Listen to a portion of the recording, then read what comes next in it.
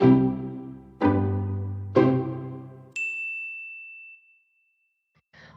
I'm Gemma Owens and I'm taking over the podcast episode. Share plans are one of the most celebrated ways for companies to reward their top talent and retain staff. But as we continue to face the reality of the cost of living crisis, the topic of executive pay, reward structures and remuneration are all under increasingly sharp focus. So we invited some industry experts to join a panel discussion on this so they could share some of their own thoughts. The event was part of our AHEAD programme for corporate governance professionals. It's a regular series of in-person events, so if you'd like to find out more and get involved, I'll leave a link in the description. I'm now going to hit play so you can listen back to the session, which will start with an introduction from the panellists themselves. I hope you enjoy. Good morning, everybody. I'm not a newsreader, so you've just got me. First of all, I'm going to introduce our panel. If you can let the guests know who you are and your highlights. I'll go to you first, Jeremy. Yeah. I'm Jeremy Edwards. I head up the London Share Plan team at Baker McKenzie. We're a global law firm. We're practically everywhere. We're one of the largest global law firms. We have very strong presence, actually, in the share plan and incentive market. We have over 100 share plan lawyers globally. And with a strong London team. It's very lovely to be here today. We in Baker McKenzie have just finished completing a FTSE 100 remuneration survey, and my poor team has been through all the remuneration reports of the FTSE 100. I don't think I'm that popular at the moment, but they have done the task. And the reason why I'm holding papers is I've actually got some key results, which I think I might just give you some snippets now, actually. When we looked at what's been going on executive pay, and of course this is all 1 year out of date now, it's a continual series of cycles, and actually I shouldn't reveal to my team that they're going to have to start going again pretty soon, but they will. There were some really fascinating figures that came out this year. For instance, the median CEO pay, I have to look at this because I can't remember all these figures, total figure of a single total figure of remuneration has gone up to 3.41 million, up from 2.46 million. So that was a 38% increase. Now, that is a large increase at a time when customers and employees are not getting that larger an increase. It's not a surprise it's going to be a year focusing on remuneration. I can't remember your catchphrase, but the year of Rem. I actually also had another catchphrase, which was last year it was the year of justification. Now, I have to change the monitor every year, really. I'm going for the year of focused justification. And the basis of that is what I think this is all about is justifying where you've got to on particular issues, including, and we'll come on to this later, why you are paying your executives so much. Where are you on this journey, and why have you got to these figures? Actually, I was thinking about it on the way in here. The fact we had a 38% increase last year, which was a rebound from, it was all caused by variable pay going up again because people had weighed bonuses the previous year, or they hadn't had good long-term incentive plan outcomes. So that story has to be told. So, but hopefully this year the rate isn't going to be quite that headline 38%. But just be careful here because underlying figures, like the CEO and employee pay ratio, last year it was up to 78 to 1. The average employee, the average CEO earns 78 times more than the average employee. That's up from 65 to 1 the previous year. In a cost of living crisis, one has to kind of explain where you got to on that. But what we're finding here as well is there isn't a huge movement in the designer plans. I'll come on to that later. The long-term incentive plan, the performance share plan, that's been around for ages, that is still used by 85% of the FTSE 100. Less so below the FTSE 100, but I'm not going to get my team to go for it, the whole FTSE 350. And actually, there was a debate around, 5-6 years ago as to whether executive remuneration should become simpler.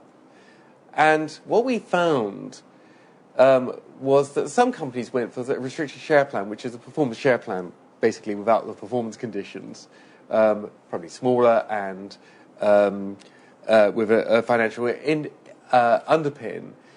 But actually, only 15% of the FTSE 100 have gone for that, and of that, 6 out of the 15 actually still partially operate a PSP and a restricted share plan. We did see some new restricted share plans last year, but it's not the flood where, when I first started off in practice 30 years ago, everyone was doing options, and at some point there was a flood from options to performance share plans. It's not that flood. So it is all about decisions, and decisions in particular in relation to how much executives are getting. And actually, when we looked at the voting figures last year, they weren't too bad, actually. The average... I have to look at my figures here. The average median vote in favour of the director's remuneration report was 95%. And 9% of companies received a low vote, a significant vote, i.e. less than 80% report. But it wasn't as dramatic. It really wasn't dramatic. I mean, one could say that 9% is actually dramatic in itself. But actually it wasn't horrendously dramatic, if I can put it that way.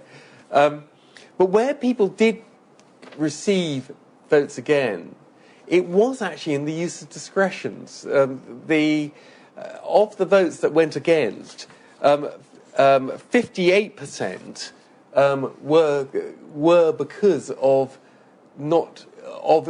the use of discretions. Either someone had got too much on leaving, or there was disquiet with not marking down, which is going to be a big thing this year. So I'm not going to spoil the rest of the conversation we're going to have. But I wanted to give you that sort of broad overview. We've got lovely figures about ESG and how it's been embedded in. So around 71% of companies have a significant amount of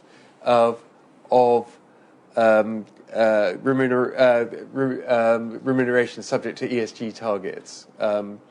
And where people do put ESG targets, it's around 16% of the director's outcome in terms of variable pay, which is going to be at risk. And that actually is the same for both bonus and actually LTIP, where those conditions are put in. Significant. But I think this year we're going to be concentrating on finances and where people have got on the journey. Great, thanks. So I'm Eddie Arcari. I'm responsible for business development at DF King. DF King is the proxy solicitation group of Link. We've obviously seen a number of interesting situations over the last proxy season.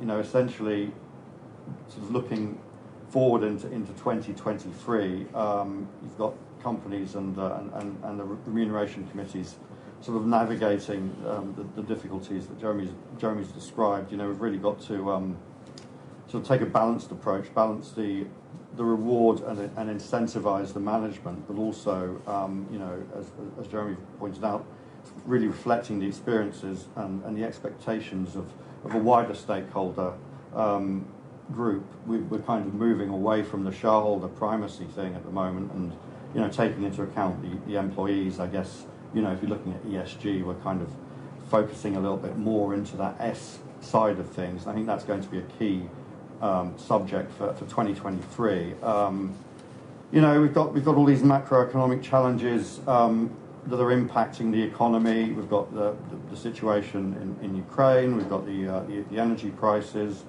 inflationary environment. All of this is sort of feeding uncertainty into the economy, and obviously feeding into uncertainty in terms of what companies are going to be posting in terms of results, profits, etc.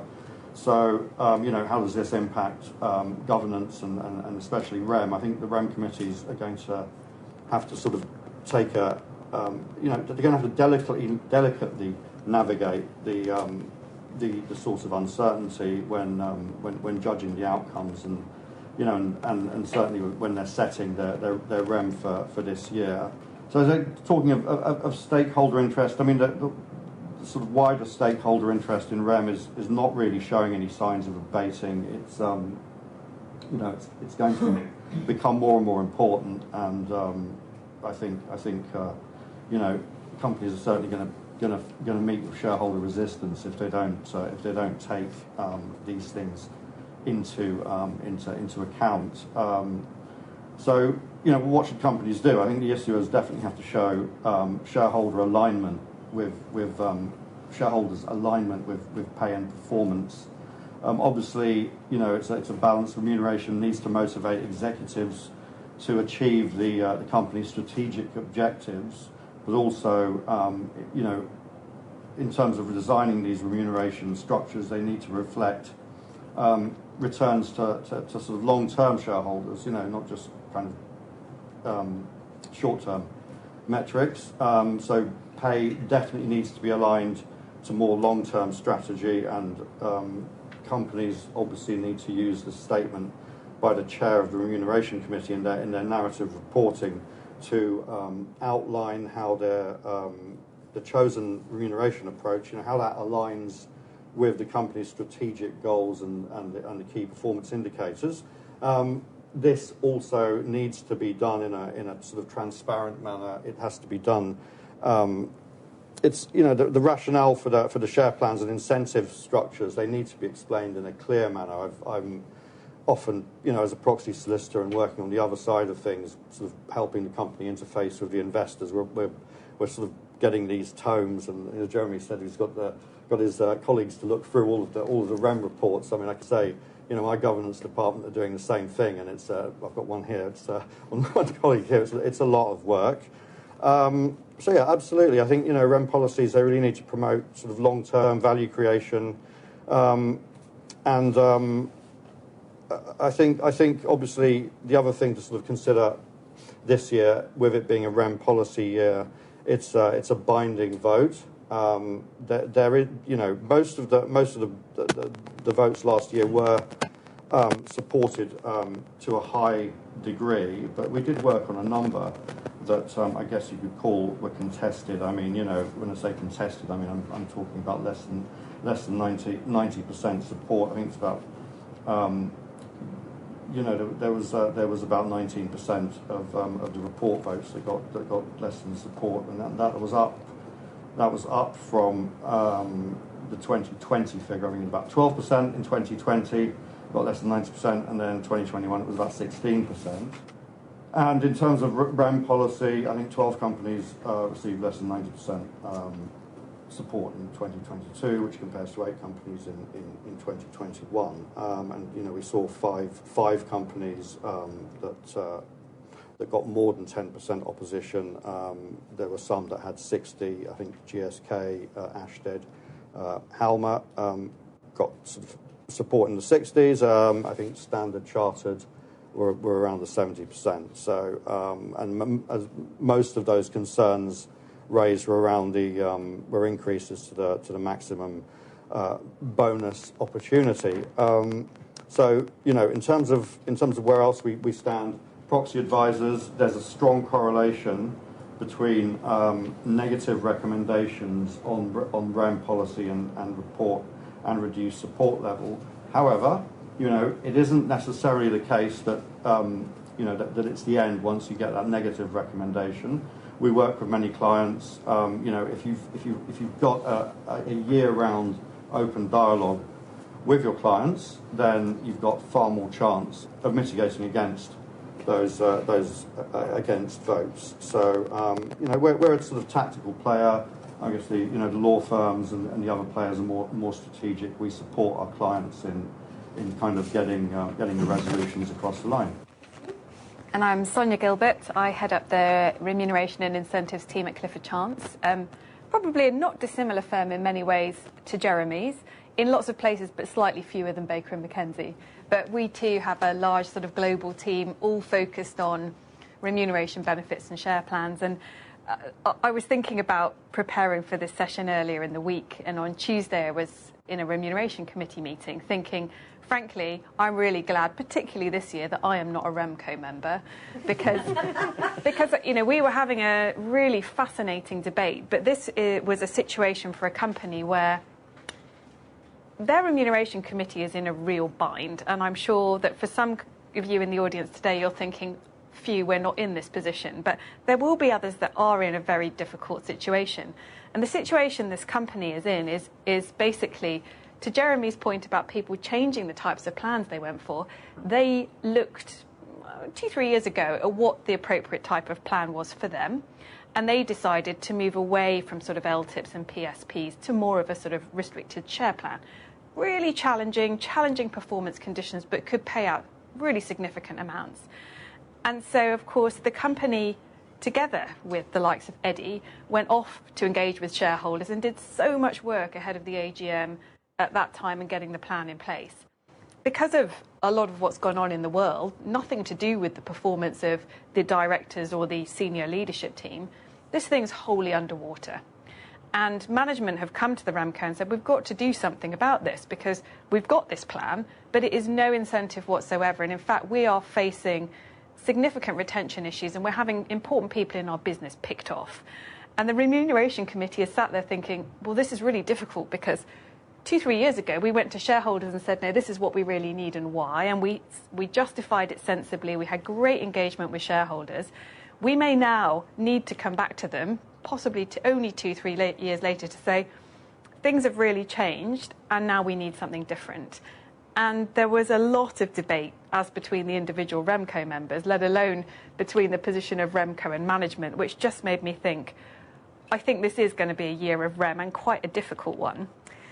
And then on the sort of flip side, almost the sort of shareholder side, I don't know if anyone else walked down from Moorgate this morning, but I came down from the tube and I came past the front of Standard Chartered, and there were people who were all set up. I don't know if you saw them, they had like school robes on, and they were setting up and doing a protest. And obviously, in this day and age, it's not that unusual to have people doing some sort of protest outside any large financial institution in particular. But they were handing out what they were calling a school report about Standard Chartered's CEO. I took a copy because I was like, I wonder what they're saying. And I was at really early, so I thought, normally I haven't got time and I don't stop and engage. But this lady was, wanted to talk, so I thought, I'm just going to hear what she's got to say. I've got, no particular view on this, but I want to hear.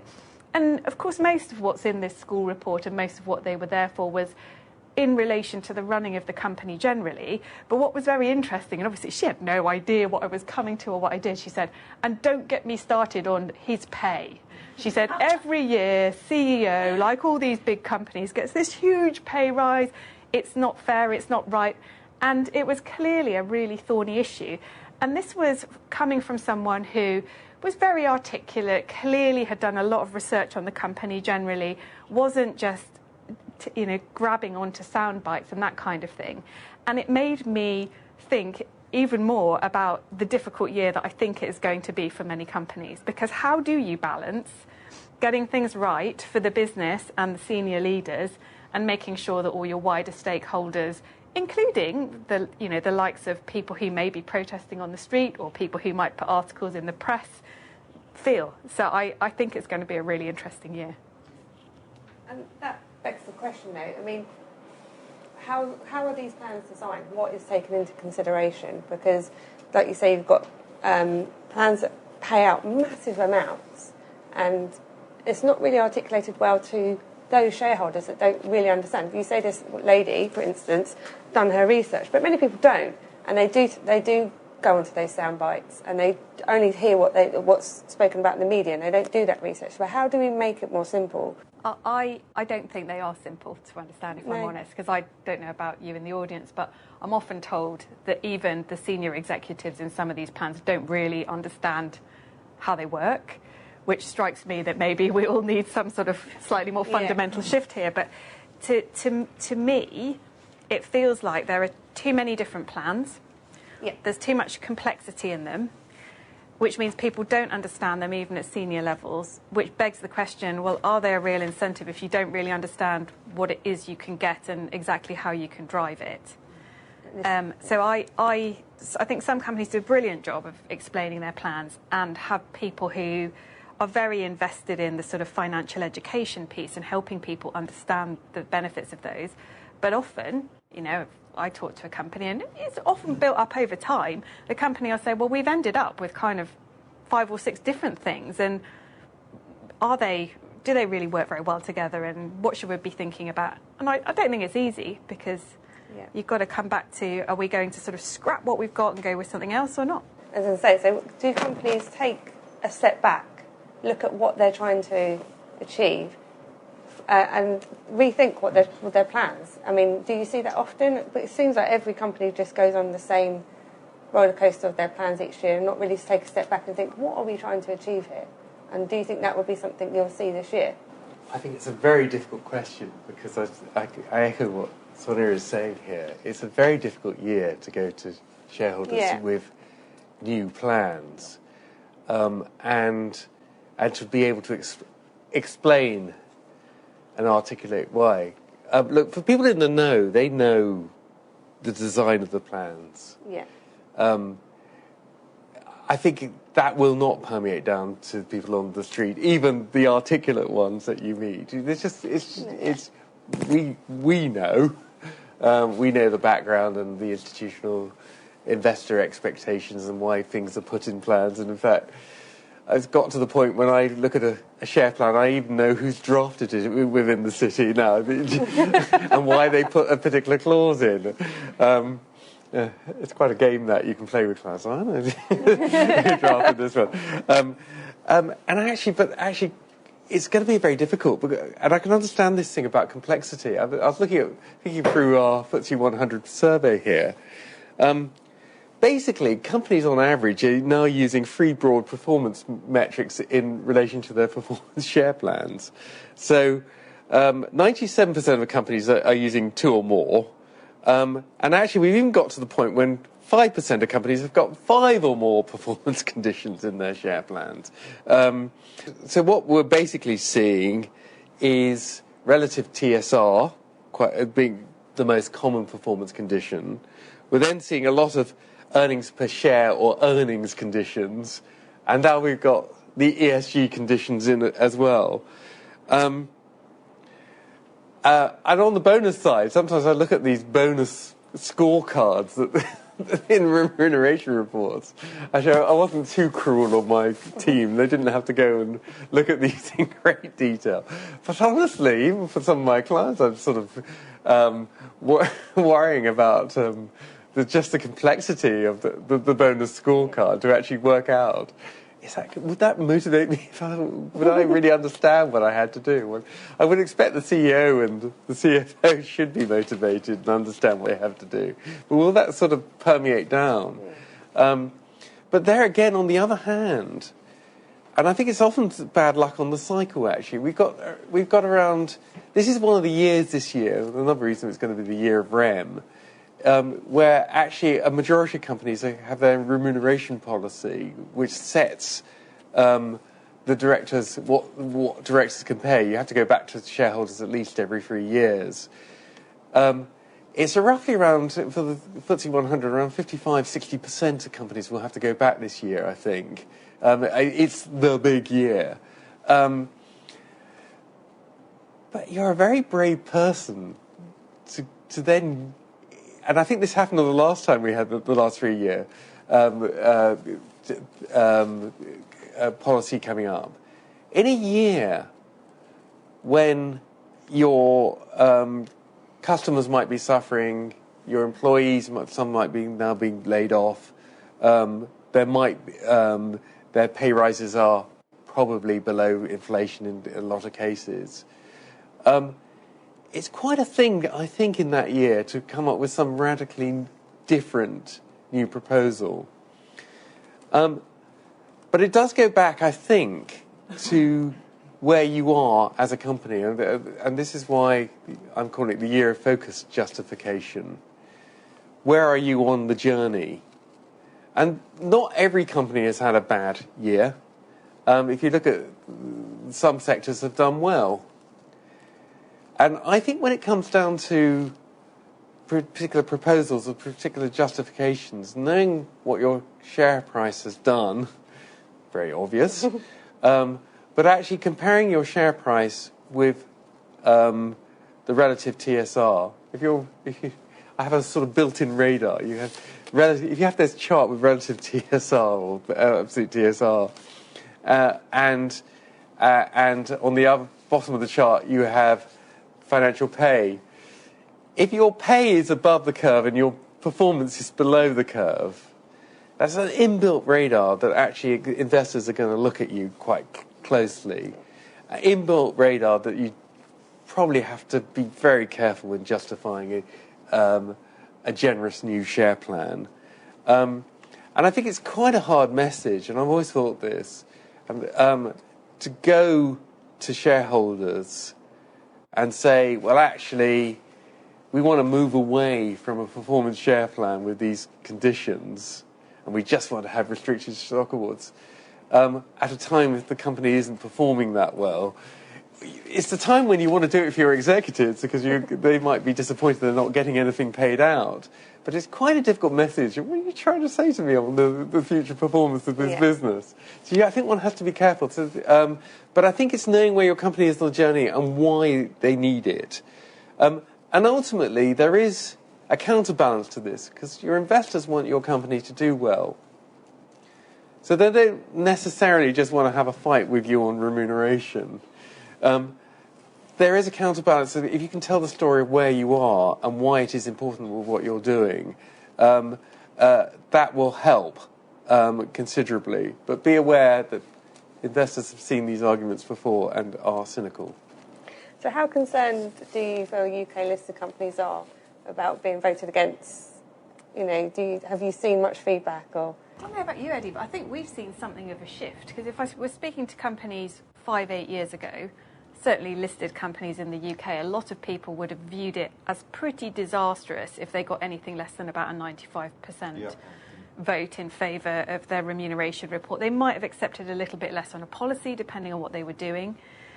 Whereas we're seeing many more companies that are saying, frankly, particularly on the REM report, as long as we get above the 80%, so we don't go on the Investment Association's naughty step in relation to that, we're fine with it. And actually, even if we do end up on that list, I mean, if you ever look at that list, the bulk of companies, and because each resolution is named, the bulk of the resolutions that are on there are REM-related, where people get those significant votes against. And I think there is just a bit more acceptance that some of that's going to happen, particularly if there's something controversial that you're doing. I don't know what you see, Eddie. I do, and I absolutely agree with you. It's I think we kind of have to ask, how did we get here? And I mean, we got here because 30, 40 years ago, US companies started to give their executives pretty unbridled pay rises, and they got those because of weak boards. They had plurality voting there where, the boards were basically entrenched and compensation committees weren't really doing their job. And they were saying, and then we started talking about global talent markets, and, we're kind of, I think, led by sort of pharma and tech and, these other things where you've got, typically you've got a lot of crossover with the States, and then that, those people come into the UK, and then suddenly you've got somebody making 20 mil in the UK, and you've got somebody making 2 mil in the UK going, wow, I'm only earning he's making 10 times more than me, or she's making 10 times more than me. What's going on, and then, but we've got this, we've had a pretty limitless ratcheting up, and and I think that's certainly caused. It's essentially put us into a conflict relationship between the wider stakeholder universe, and shareholders, especially institutional shareholders, are sort of trying their best to rein this in. And obviously, what you have here is a sort of regulatory setup, and this is where the lawyers come in and say, look, this is how we can design these plans that are sort of compliant. So it's a balance of getting, building a better mousetrap, okay, so that's going to give the executives what they want in terms of reward and remuneration. And when I say reward and remuneration, it has to be linked to performance. There's a whole other spectrum here of rewards being given that aren't properly linked to performance, one way or another, you know, that obviously brings them into conflict with the shareholders, and you know, and if you have sort of imperial CEOs that are treating the company as their personal fiefdom, typically owner founders, you know, that can't sort of get their head around the corporate governance standards that they have to, you know, comply with once they list. There's that side of things, and you know, I think we're certainly seeing a lot of pushback from institutional investors. The IA obviously writes their annual sort of principles of remuneration, and they send out the letters to the Remco chairs, and you know, that sort of details all the things that they have to do. And this year there was actually a couple of paragraphs in there about the cost of living, and you know, and even this incredible concept of actually showing self-restraint as well. And I suppose for this year, I mean, there was awards made in 2020 at the height of the pandemic, where the share price at the time was quite low, and we're going to have windfalls investings in this year. So what do you see happening in the REM policy, Jeremy, for this to try and counteract or Well, this help? is going to be the really difficult issue that the Remcos are going to have to face this year. And it's not easy, because you've got to balance out incentivisation and getting the right people and paying the right amount for the right people with this perception that people could get a windfall gain. So there is a specific section of this in the letter to Remco chairs that the Investment Association wrote in November. I don't think it says very much other than you need to sort of be able to justify why you're doing it and making sure you don't get a windfall gain, and it's you've got to make sure it's not inappropriate. But that's not an easy topic in itself. No. So if someone's had an award, they might have waived stuff in the past. They might feel aggrieved if you suddenly take off a bit. But I think this goes to where you are on your journey again, that this is the focused justification.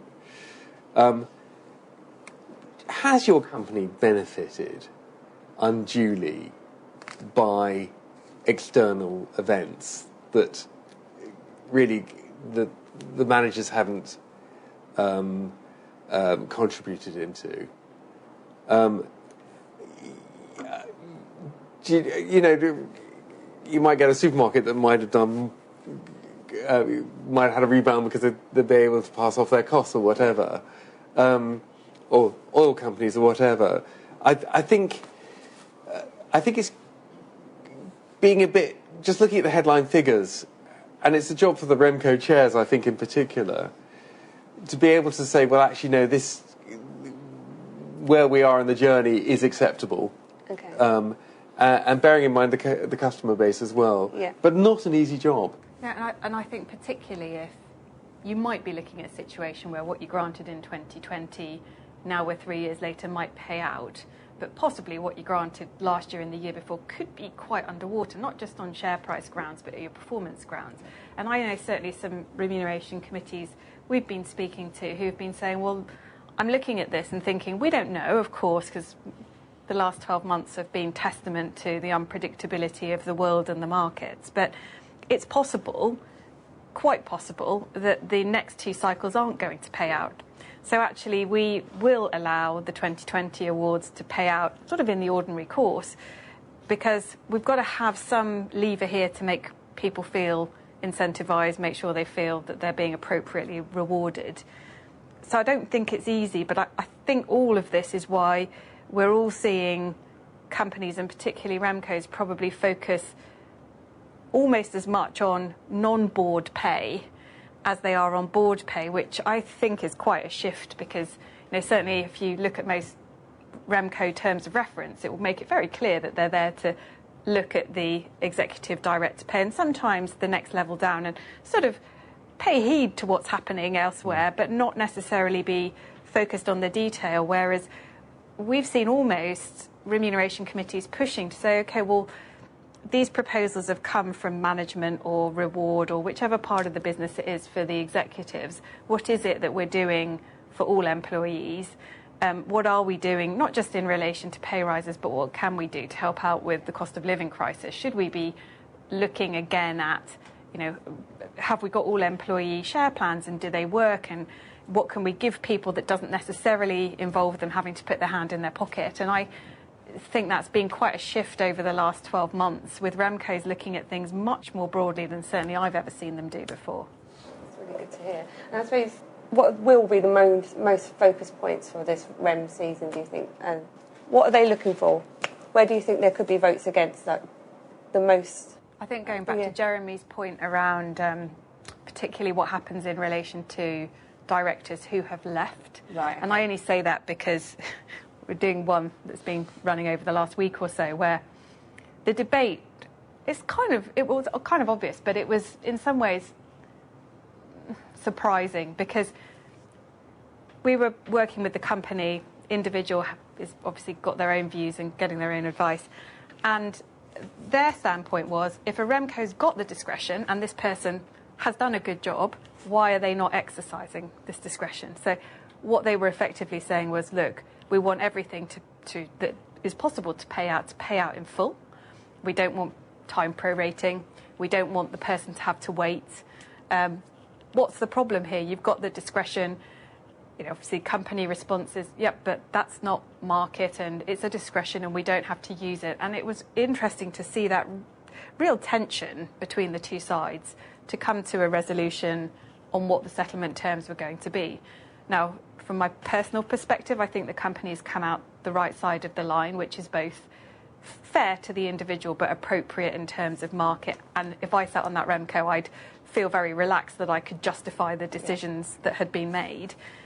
But I think that some of those decisions on people who left will be a big focus. Okay. And I think another area that will be a big focus is for those who stay. Overall, what's the increase in pay? Not just salary, where I think shareholders are likely to kick up a real stink if you've got senior people getting pay rises, and they're more, certainly in percentage terms, than further down. Not least because, of course, at the senior level, the percentage pay increase on something like salary, then there's sort of ratcheting up what you can pay in terms of bonus opportunity or LTIP, because all of those things are sort of linked to salary in the first place. I think personally those will be two flashpoints, but interested in thoughts. Yeah, I absolutely agree with that. I do think, looking more broadly at where the shareholder revolts are likely to come, obviously things like leaver, but I think that often the leaver scenario can be intertwined with a wider discontent by investors at the way the company is progressing. So if there's a bugbear or an activist shareholder out there that is not happy with either the new leadership or generally how the management has been going in the last couple of years, it's often the remuneration that gets whipped for it, if that makes sense. So you kind of like, to understand the risk of revolt against you, I think you need to understand more broadly what your investor base is actually thinking of you as a company, because I think that is where I've seen a lot of revolts coming from. So it's not just your own little remuneration focus, but often that is the bit that gets kicked. So I think it's that, but it's also, where have you got to in terms of that, my so-called radar of earlier, which is, where are you on that chart of performance versus remuneration?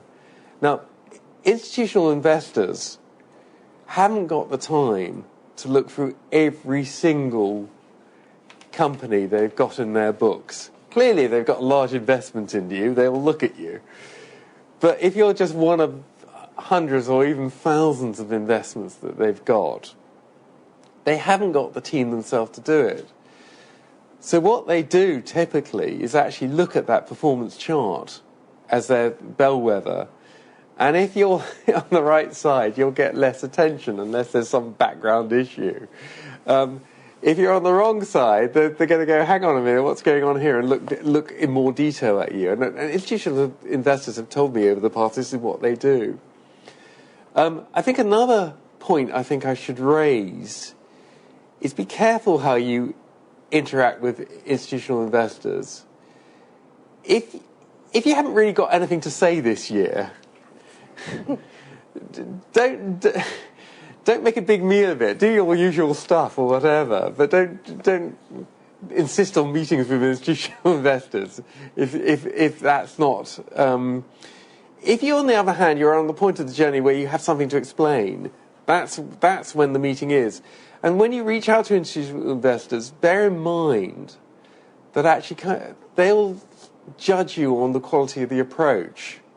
What they don't want is a Remco chair coming along for a nice coffee and a chat, and is this all right? They want to see that the remuneration is linked to the strategy and why you are on a particular area. For most companies, you won't get a real response from the institutional investors as well. So don't think it's a defeat if you don't get them going, oh, yes, of course I'm going to vote for you now. They just haven't got the time to commit themselves into that way. But actually do go and make an intelligent approach. It's that focused justification. I absolutely 100% agree that, what we're doing at the moment with an awful lot of our clients, we're doing a huge number of corporate governance roadshows, and obviously companies are very much used to doing the IR roadshow where you're going into PM and you're going to be explaining strategy, financials, and etc. You may sort of bolt on questions about voting at the end, and the PM's like, okay, yeah, well, make the right noises and say, well, it all looks pretty good to me. But if you're thinking about the BlackRocks, the State Streets, the Vanguards of this world that are basically indexers, basically unable to do the walk, as it were, if they're not happy with your performance. The governance teams are looking at the stock, and obviously what they're looking at is different. They're obviously looking at the alignment with strategy in terms of REM, in terms of director independence, in terms of the strength of the board. All of these things. They will also not be so dependent on the research of ISS, Glass Lewis, Ivers and Herc as many once were, but they certainly subscribe to those services. And I think also if Jeremy says if you have particular sort of incremental stories or there's something new that needs to be communicated to the market, you should really do it to the governance driven investors, to the governance teams.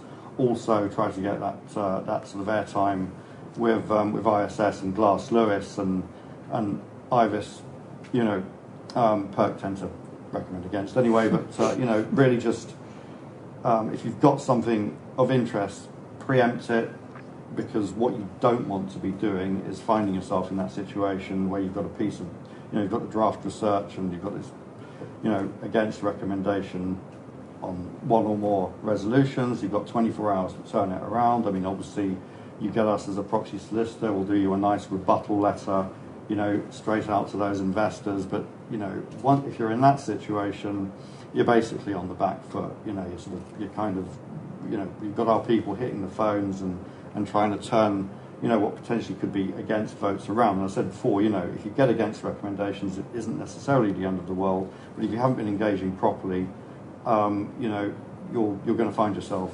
potentially in trouble there. So Sonia, in terms of the policy design, how do you feel the companies can ensure they've got the what, the how, and the impact of their policy is going to hit home? I don't think we're going to see too much changing this year in relation to policies for the reasons that Jeremy's mentioned.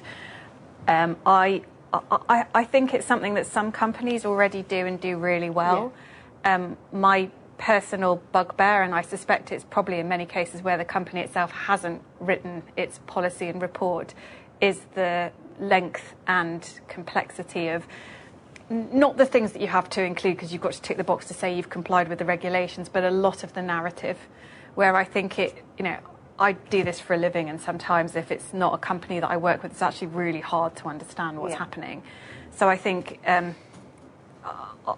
I think, and I would hope that clients or companies would look to keep things simple, keep things short, and be going back to your point about just asking themselves, have we been clear? Have we answered the sort of what and why? And have we done a kind of a very focused justification in the way that Jeremy mentions? Because a lot of the time I read those reports and I almost feel like people protest too much rather than saying, we've done this and we think this is right because there's pages of it.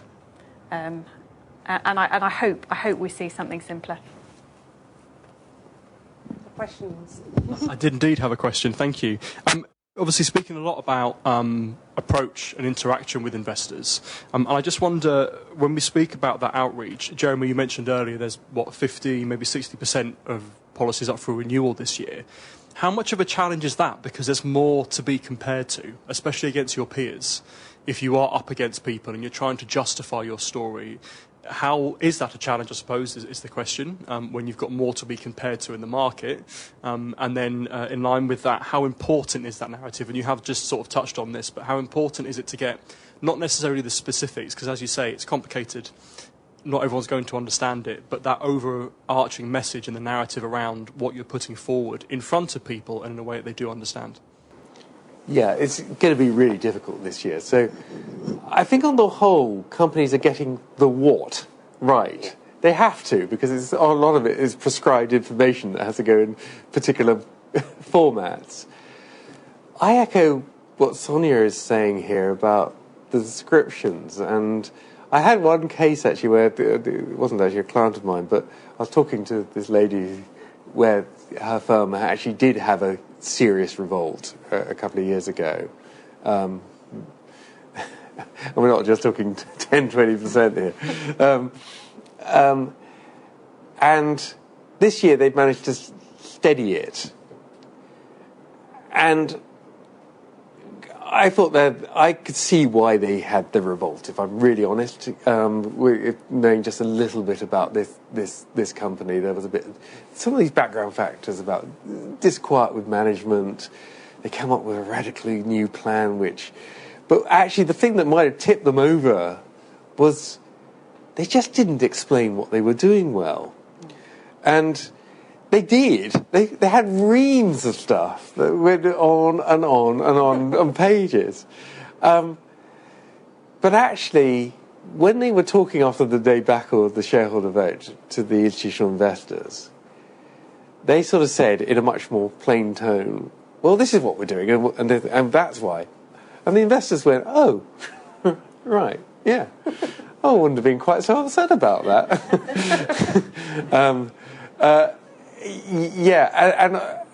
So be careful, I think. I think what tends to happen, there seems to be a sort of procedure. I think, I don't envy people within companies now. They actually have to do more of the work now. They have to do a lot of the drafting of these REM reports, often not with a tight timetable. And you kind of build on from the last year and you add on stuff. But do have a careful read again. Does this make any sense? Where have you got to on this? Look, your Remco chair in particular, on the chairman's statement, the chairman's letter, I mean, that's pretty critical. And he, or more commonly now she, will need to be really alive to what message that's being put out. Because actually, you've got to be able to explain why you've got to where you got to, and it can't just be explanation through too much detail. Okay. I think it's really what it amounts to. You've got to go do the prescribed detail, obviously, but you need to be able to tell why you've got to on that journey, especially bearing in mind that institutional investors do not have the time to look through every single report to the nth degree, and will be cynical about some of the individual approaches that are made to them. And presumably in a sort of heavy policy year, if people are making changes, you'd be saying to people, Eddie, get those meetings in with your key institutional shareholders early. Now is even, I think our timetable sort of starts, if we've got April, May meetings, you're starting in the autumn doing reviews. I mean, we are absolutely chock-a-block with governance roadshows at the moment. I think just before season, beginning of the year, you can actually get, they actually have some bandwidth. The investors do have some bandwidth to meet. Once the avalanche of meetings is upon us, and we're all, I think, in the same situation, bandwidth for sort of rushing around doing meetings reduces considerably, but also, as Jeremy said, the actual ability to analyse each of these holdings. If you've got 500 holdings in your portfolio, quite difficult to look at every single REM policy and REM report and analyse in the time given between sort of issue of notice of meeting and the close of the voting date. And I'm going to say this publicly. I probably shouldn't, but the proxy advisors themselves, their research is they've actually, it's coming out a bit later as well, so closer to the date of the meeting. ISS, I think, putting some of their reports out a little bit later, and how much time do they have to read through it? Also, how much time are they using to sort of put together these, to put together the coherent arguments in the research that investors rely on? You're really having to do a lot of work. So I think just sort of start early, get that sort of relationship going with your investors, and I think that will serve you well. To be honest, I think the most important thing is the relationship with the investors, and then from there is the clarity and sort of with which you explain your strategy and how that fits in with what you're trying to do in terms of things like remuneration, because that's what the investors are going to appreciate. And just touching again on sort of bringing in ESG metrics into remuneration, the targets need to be, they shouldn't be too nebulous and sort of, hey, I'm going to be net zero by 2030, give me a bump in my salary, I don't think is really the way that we should be going. But they have to be sort of relatively short-term targets, quantifiable and achievable, that sort of thing. It strikes me listening to all of you, it's a bit late for most companies this year, but there seems to be scope for some tactical thinking about when you next renew your annual policy. And you can always renew it earlier. You can't renew it beyond 3 years, but maybe think about doing it in 2 years' time, next time, just to break out if you're in this massive cycle of 50 to 60% of companies renewing this year. You can buy yourself time.